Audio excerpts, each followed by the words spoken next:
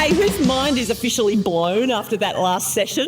Oh my goodness. I know, incredible, isn't it? So we're going to go in a slightly different direction now and back into human communication and amazing technology. And we know that we humans still need to be driving it and connecting it. Isn't that the truth? How much are you loving the Olympics? Very cool, isn't it? I know. Takes me right back to the year 2000 when I actually got to be an announcer at the Olympic hockey stadium. Now, looking around the room, I can see that quite a few of you would have been watching those games from your playpens, right? I know, I've been around the block a few times. But it was incredible because I got to speak in front of 20,000 people in the stands every game, millions watching on television. Incredible opportunity. But it didn't start out that way. Rewind back about 18 months before those games, and I saw an ad in one of the Sunday papers, back when we used to read Sunday papers, that said, "Wanted ground announcers at the Sydney 2000 Olympic Games." And I thought, I can do that. See, I'd been a radio and television journalist for a long time. I was an Olympic junkie, and I thought that sounds just like me. And so I put together an application. You had to do a demo tape and all sorts of stuff. And I was about to send it off. And then I heard it. The voice. Maybe you've got one of these. The voice in my head. I call her the old hag. And I imagine she's this wizened old woman and she kind of talks like this. And she was saying to me, "What do you think you're doing? Why would they choose you as an announcer at the greatest show on earth? You're from Wollongong, for heaven's sake." So I nearly didn't put the application in. But I really wanted to do it, and it took all of my willpower to push past the old hag and send off my application. So I sent it off and I waited. And I waited. And I waited. Nothing happened. Never heard back. Not a reply. And I had to agree over the next few weeks and months that the old hag was right. Maybe I didn't have what it took to be an announcer at the Olympics. So time marched on and the year 2000 approached. It got to New Year's Eve and boy, did we party like it was 1999. What do you remember that? But something was niggling at me. I thought, it's just not right that they never replied. So I remember rummaging through the paperwork and I found a phone number. And I went to call and the old hag was in my ear again. "What do you think you're doing? You're going to make a fool of yourself." And I had to push her out of the way and I made the call. "Oh, we're so glad you rang," said the voice at the other end. "Oh, we loved your application and your demo tape. We were going to offer you a gig, but then we lost all of your details, so we couldn't contact you." This was years before I had a website and a LinkedIn profile. "Oh, all the gigs are taken now." "Oh, wait, no, there's 2 spots left. There's one at the hockey and there's another one at the taekwondo." Two things came to mind. One, they lost my details. These are the people we were trusting to run the Olympics. Two, what the hell is taekwondo? I said, "I'll take the hockey." So that's how I came to be at the Olympic hockey stadium. Now, one of my jobs as an announcer was to introduce the players as they ran out onto the pitch. And you had to do this really quickly so that the game started at a precise time. A lot of pressure. And as you can imagine at the Olympics, there's a lot of interesting names to pronounce. The hardest names of all belonged to the Polish men's team. Anybody hear of Polish extraction? So you'll know Polish names have a lot of consonants, not a lot of vowels in between. Sometimes I thought they brought me up from Wollongong because they needed more vowels. Names like Iriniusz Kutkowski and things like that had to get my mouth around. So when the draw came out for my very first game, I was so excited because the Australian men's team was playing. I was going to get to introduce the Aussies on home soil. Can you imagine what that's going to be like? And then I found out who they were playing. Poland. I was going to have to say those names. So come with me back to a beautiful spring day in the year 2000 at the Olympic Hockey Stadium. I'm in the booth, the stands are packed, all the TV networks are in, ready for the start of the game. And the guy next to me, the producer, starts counting me in.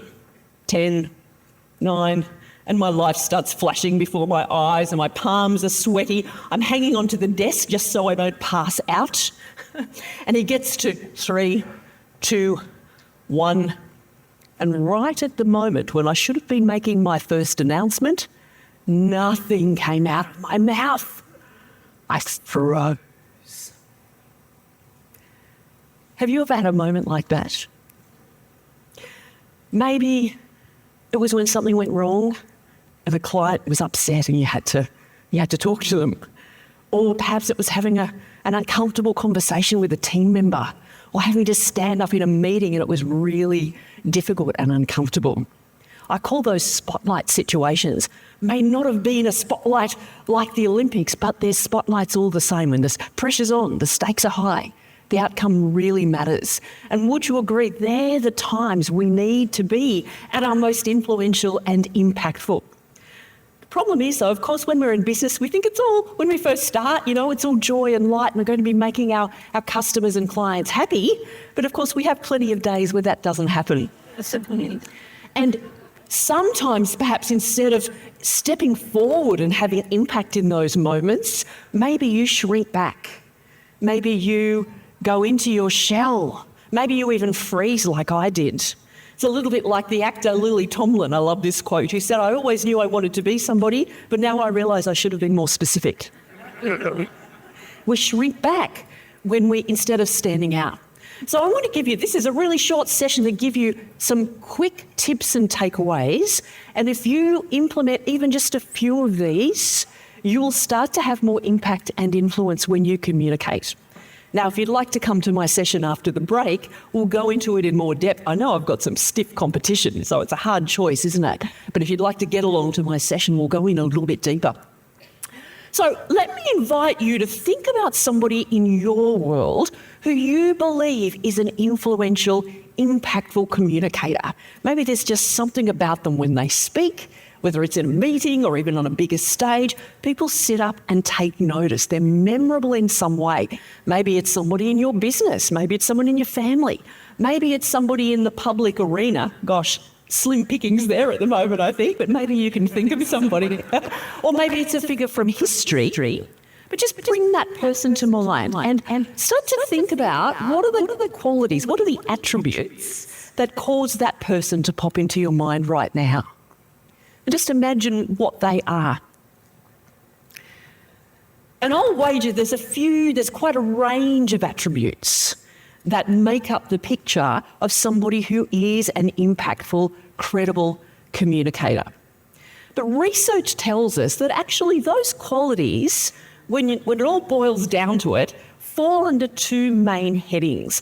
And this is reflected in behavioural science, in psychology, but also in research around who we trust, who are the most trusted sources of information. And I call this the balance of credibility. Credibility, for you to be credible, simply means you're worthy of being believed. And would you agree in these times that to have influence and impact, you have to be worthy of being believed, because information is everywhere. But credible information is harder to find, would you believe? Credible people, harder to find. So the balance of credibility, on the one hand, we'll get to that in a sec, on the one hand, for you to be credible, you need to be competent. You need to telegraph that you know what you're doing. Now, that sounds like the bleeding obvious, but sometimes we forget to signal. We are competent, but we underplay our competence. So this is a form of strength. When you walk into a room or when you send an email, are you always signalling that I've got this? I've got this in hand. I know what I'm doing. A form of strength, but that's only part of the equation. Balancing that, maybe you're already guessing what this other quality is, needs to be your relatability, your warmth, your ability to enable people to feel safe and respected when you communicate with them. And think again of the person you just brought to mind, and I'll bet most, if not all of you, could say that that person has a pretty good balance. They know their stuff, but they're also human. They relate human to human. Because think about it, if you're all about competence, if you're all about your subject matter, you're all about strength, but you forget to relate to people, people will listen for a while, but what will happen? They'll tune out, yeah? Or, even worse, you might come across as rude, aloof, uncaring. Doesn't mean you are, but you're not signalling your relatability. On the other hand, if you're all about the relatability, but you forget to actually let people know you know what you're doing, you might be the most popular person in the room, but boy, you risk coming across as what I call a likeable lightweight. People might listen to you for a minute, but they're not going to follow you into the fire. So this is all about balance, isn't it? Now, if you ask me who one of my favourite communicators is, I have to go right back to my childhood in the 70s when I listened to a lot of music. I love 70s music to this day. In fact, if there's an opportunity to dress up in 70s gear, I'm there. You'll be pleased to know my husband Mike doesn't actually look like a 70s porn star, just letting you know that. But back in the 70s, I was obsessed with Queen, like original Queen, not, all the various iterations since, even though I do love them. And so I loved Freddie Mercury from a young age. And when I think about it, now that I speak about communication, that's because Freddie Mercury actually role modelled the qualities I'm talking about. He was a master of his craft in the way he communicated, and yet how relatable, standing up in front of hundreds of thousands of people, but could relate to them individually. Now, that doesn't mean you're going to strut around in outfits like Freddie. You can, that's okay. But think about those qualities and how they relate to you. So it's all about balance.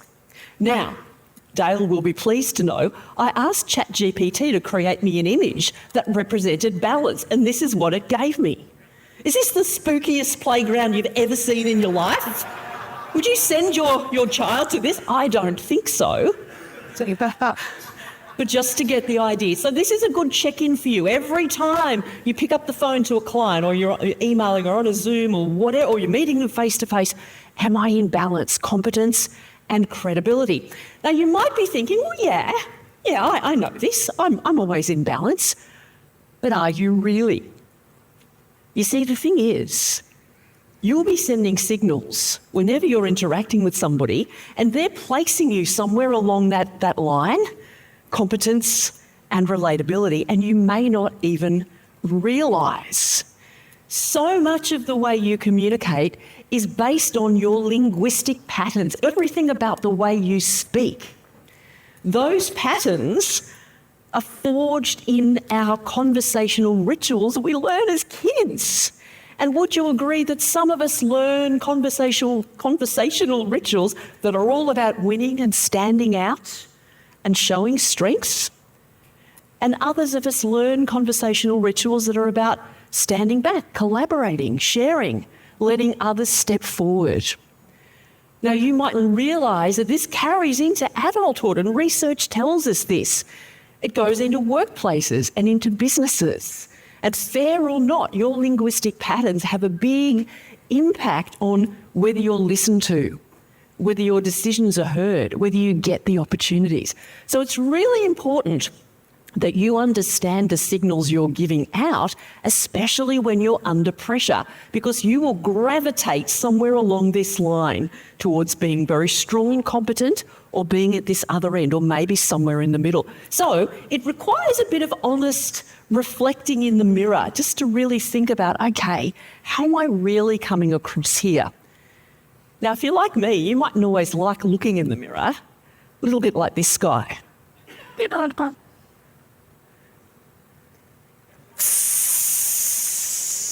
If we played that with sound, there's a really funny sound. Looking in the mirror can be difficult, but let's do a bit of reflection. I'm going to put some descriptions up here, and I want you to honestly ask yourself, which side of this am I more like when I communicate? You ready? So, first up, we've got, if you're very much at this end of the balance, so that you're very good at telegraphing that you know what you're doing, you're likely to communicate in a way that your head and body is very still. Your eye contact will be quite steady. You'll pause a lot in your speech. Your speech will be slower. Your voice will be relatively even, perhaps even a little bit monotone if you're very much at this end. Perhaps you know somebody like that. Don't make eye contact with anybody right now. Could be awkward. You'll tend to end your sentences on a downward inflection. Hear what I did there? That's the voice of competence, signalling competence. And did you know that even appearance plays into this? So if you've got more of an angular appearance, and that includes height, if your haircut is sharp and you wear clothes with sharp angles, that actually signals, I'm good at this, even if you're not aware of it. Now, of course, all of the opposite is true. If you're very much up this end of the scale, you're all about relatability, but you forget to tell people that you know what you're doing. You're likely to move your head and body a lot when you speak. I know you're all looking at me going, yeah, I know which end she's at. That's okay. Moving eye contact. Okay, you might find it a challenge to keep your contact level. And that's saying, yeah, I'm good fun, but do I actually know what I'm doing? So I need to think about that. You don't pause very much for breath or anything else. Your speech will be faster. Your tone will be undulating. Your voice will go up and down a lot. You'll tend to end your sentences on upward inflection, which many of us do. And again, even physical appearance plays into this. If you've got more of a round appearance, including rounder face, rounder eyes, people will tend to put you in the category of, yeah, nice person. But not necessarily thinking, wow, sharpest tool in the shed, let's follow that leader. There's a reason Santa Claus is the shape he is. So please, I'm going to give you 30 seconds. Please turn to the person next to you and with an honest reflection, like a kitty cat hissing in the mirror, where would you put yourself along this line? Are you more up the competent end or are you more down this end? Honestly, especially when you're under pressure. 30 seconds. Sorry, Steve. That the thing is saying. Why is it better to say her that holidays? But this will work. Can we see the slide again? Please, Put the slide up.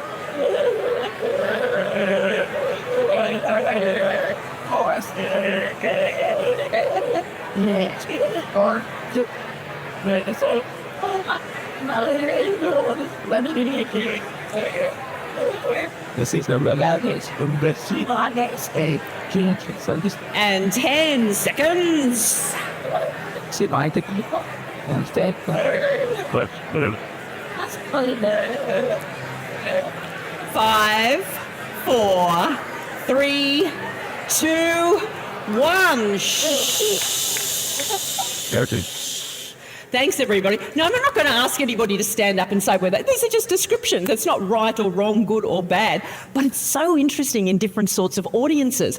I spoke at the Meeting and Events Association conference a few weeks ago, and we had lots of people who were down here and kind of forgot to kind of telegraph their competence. But I've also spoken at Westpac to their risk analysts section. And where do you think most of them sat? And in fact, I had one fellow there who kind of confessed that if he puts "Hi, Joanne" at the start of an email, that's really going out there in terms of relating to people. Yeah, so interesting. Takes all sorts. Now, the good news is wherever you end up on here under pressure, there are some relatively simple things you can do to bring yourself closer to the middle. And this gives you so much more range now when you're wanting to have influence. And you can start to make choices rather than just communicating by default, which most of us do. You can start to make choices. If you're giving evidence in the coroner's court, you're going to want to be up here. If you're going into a primary school to talk to the kids, you can then lean into that side. So it's all about awareness and using this as a tool. So in the next session, we'll go into a bit more detail and I'll share some simple things you can do to kind of recalibrate yourself, not change who you are, of course, but just some of the ways you can communicate to command more influence. Wherever you put yourself here, I want to share 3 fundamental truths. And I've been working with senior leaders for a very long time, helping them have more impact in very difficult situations. And these are the 3 steps that make the difference here. So the first is this.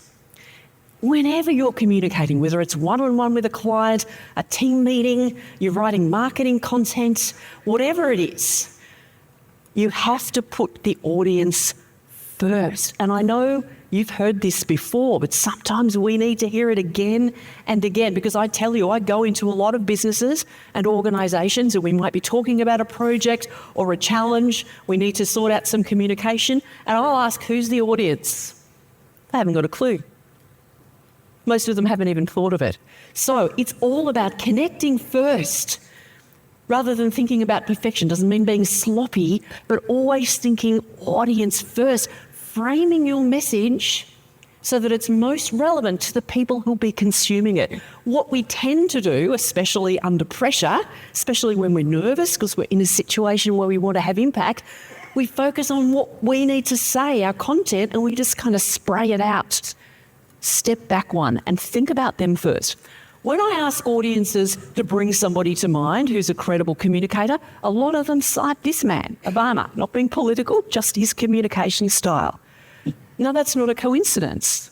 His speechwriter, John Favreau, writes about this online, the lengths they went to truly get into their audience's shoes, see issues through their audience's eyes, use their audience's language, to speak to their audience's challenges. The more you do that, the more people will lean in. People will sit up and take notice.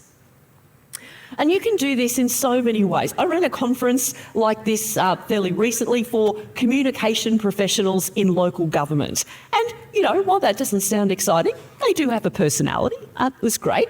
And I thought I really wanted to do something that let them feel that they were seen, that I saw them as individuals. So instead of having boring name tags, got no disrespect to your name tags, but, you know, usually at a conference it's got the name and, in their case, their council. We crafted individual name tags for each of them. And I thought, well, let's come up with some creative titles. So this one here is Tariq from Camden Council. He wasn't the communications manager at this conference. He was the grand orchestrator of Camden's communication concerto. They were all posting these online, photos of their name tags. Now, they cost nothing, a little bit of creativity, and thanks to ChatGPT, a bit of help.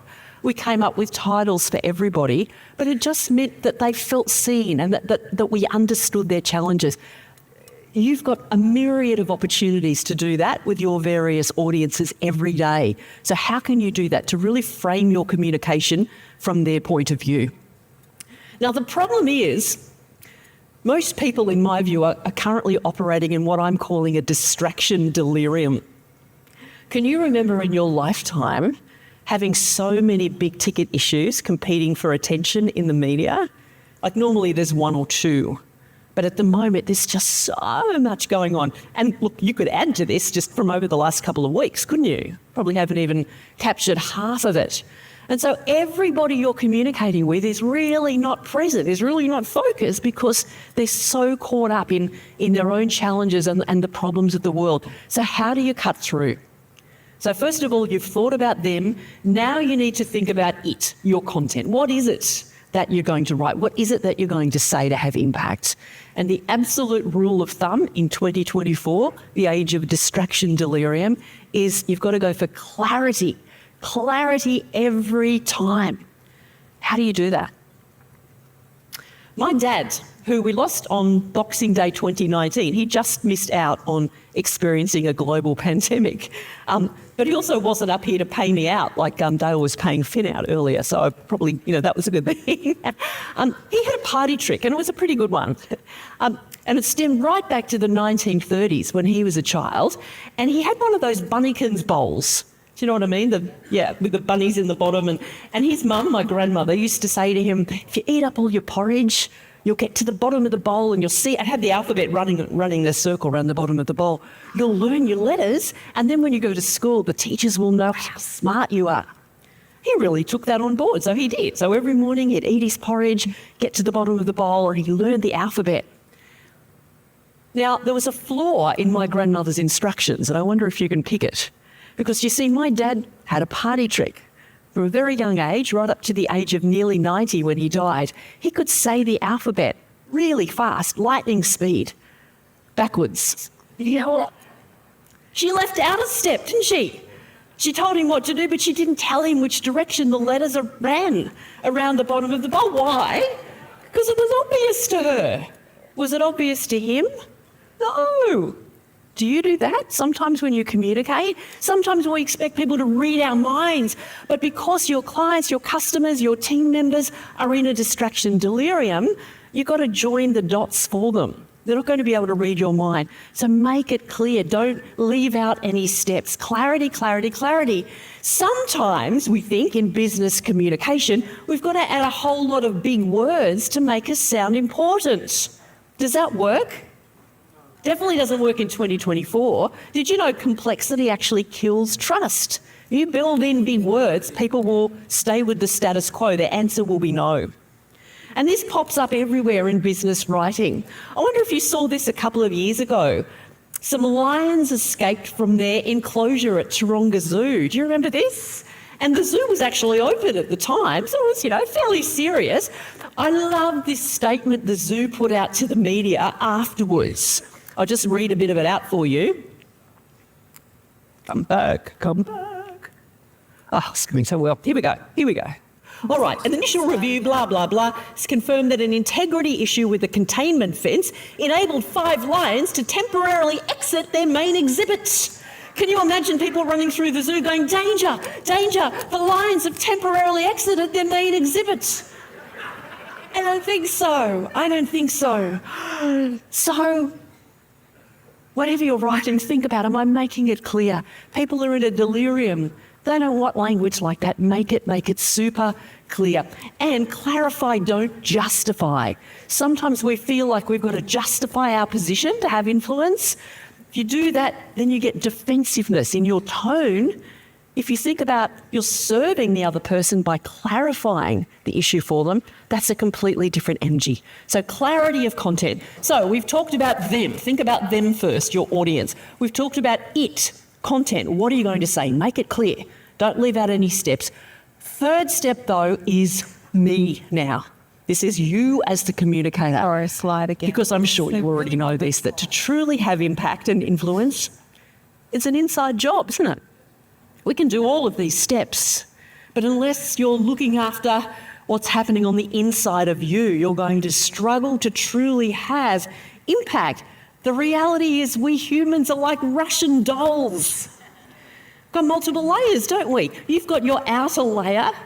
This is the face that you show to the outside world when you're on your best behaviour. People don't know you very well. You've got various layers within that as you let people in, as you trust them more. But right at the core, there's that little doll. Yeah, that's your inner personal realm of communication. The conversations you have only with yourself. Maybe out loud, and I'm not judging you for that.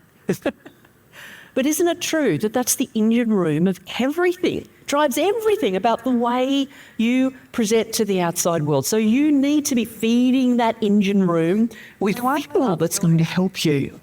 And whether that's meditating, doing mantras, visualizing, we could do a whole workshop on that, just looking after that inner doll, but you can't neglect that. The most effective communicators I've ever seen have all the same self-doubts as the rest of us. They've got their version of the old hag, but they've learned in the moment to move past that so that they can be fully present. And if you think about some of our wonderful Olympians, beautiful Emma McKeon, another Wollongong girl like me, what an incredible champion. And what is it about those champions that enable them to turn up and do what they do? I saw Emma interviewed actually not long after Tokyo. She's quite shy. She was interviewed rather than getting up and speaking. And the interviewer asked her, it's a 100-metre freestyle final in Tokyo. You're up on the blocks. You've got the reigning world champion, the reigning Olympic champion in the pool with you. Everybody's trained to their peak. Everybody wants to win. You did win. Why? I thought that was a pretty good question. And she really thought about it. She didn't just rattle off an answer. Well, it turns out her answer was exactly what I've just been saying to you. She took care of that inner doll. It was that inner fuel that enabled her to touch that wall a split second before the next swimmer. And she went on to say that she and her coach came up with a word for those Olympics, and her word was unwavering. Unwavering. So when the media was putting pressure on her, I'm unwavering. When her opponents were trying to psych her out, I'm unwavering. When the bus was late to take her to one of the events and it was stressful, I'm unwavering. It's the power of fueling that inner doll and driving that performance. So we just passed the halfway mark of 2024. Can you believe that? What's your word for the rest of the year? What's your word that's going to help give you that drive in those moments where you don't feel confident, but you know you've got to step up? What's your word? I'm going to count to 3 and I want everybody to say their word out loud, whatever's coming to mind for you. Maybe it's persistent, maybe it's determined, maybe it's strong, maybe it's clear, maybe it's certain, competent, whatever's resonating for you. You ready? 1, 2, 3. Okay, that was pathetic. This could be fueling your destiny. What happens next in your business? Go again. 1, 2, 3. Love it. We can go even louder. Let's do it a third time. 1, 2, 3. Okay, now I'm feeling like you own it. Okay, so take that word and repeat it. Worked well for Emma McKeon. I think it's going to work well for you as well. So I'm in the booth at the Olympics in Sydney 2000, and I felt like I was frozen for 30 minutes. It probably was only a couple of seconds, because then something quite amazing happened. I took a breath, and the next thing the Olympic fanfare was playing, and all of a sudden I was making my first announcement. Ladies and gentlemen, welcome to the Sydney 2000 Olympic Games, and the crowd starts going berserk and the players are running out onto the pitch and I'm introducing the Aussies, the crowd's going mental, and then the Polish players are running out and I'm introducing those players, I'm spitting out those Polish names, getting all of these beats, and the game starts on time. See, for a second I doubted myself. Oh, thank you very much. It was a long time ago, but it's pretty cool, isn't it?